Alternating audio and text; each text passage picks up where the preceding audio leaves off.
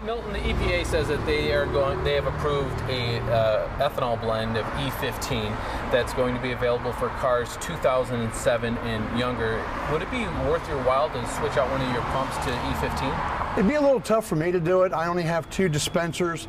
I only have 3 storage tanks underground. You'd have to dedicate, 1 dispenser, so I'd be 50% operation for that. I'm not sure how it would work with the tank situation underground.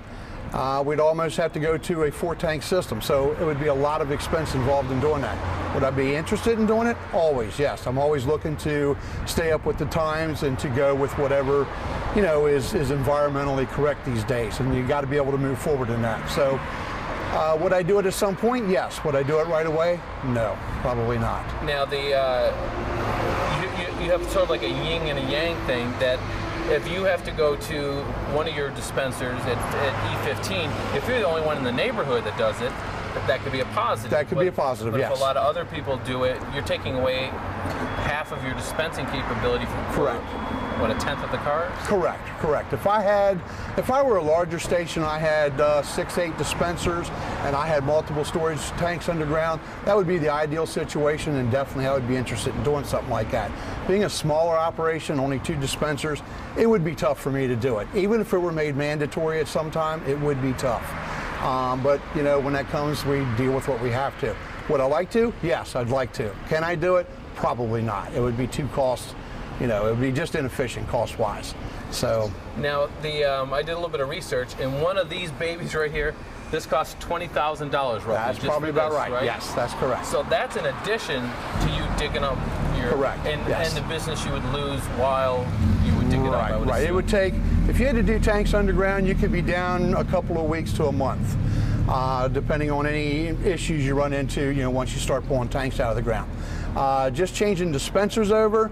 That's a day or 2 to do that. We had it done a couple of years ago here.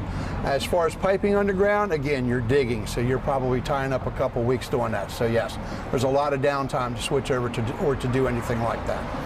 Now, Milton, I did my research, and I found out that this sucker right here, this dispenser, this costs $20,000 alone just for this. That's about right. You're talking about you'll have to dig up your concrete and put in a new tank. That's in addition to what this costs, correct? That's correct, yes. This would be the small part of it, the tank work and digging. The $20,000 is the small part? That would be the small part, yes. The digging and the tanks, that would be the big expense.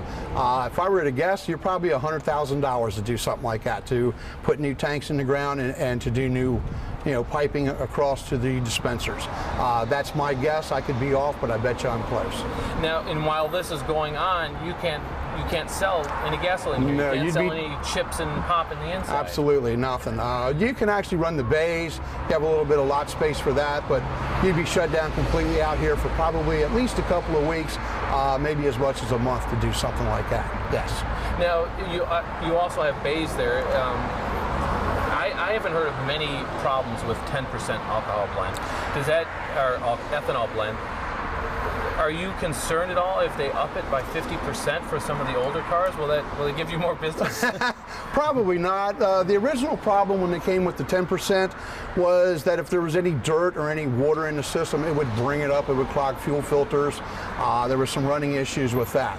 But once people got that taken care of and switched over fuel filters or whatever they needed to do, it hasn't really been a problem since then. I've had 1 or 2 people that are maybe from another state where they don't have it, or at least they tell me they don't have it, and they don't want to buy it. Have they had any problem? I don't really know. But no, as far as as a general rule, there's been no issues with it. No, it's been fine. Okay, are you concerned about getting more ethanol in? Because not really. The higher the ethanol, the lower the energy density. Yeah, that's true, but we're not talking E85, we're talking E15. It's probably not that bad. That probably isn't too bad a move. It's just being able to do it. Again, if I were a larger operation, that wouldn't be an issue. Okay. Good.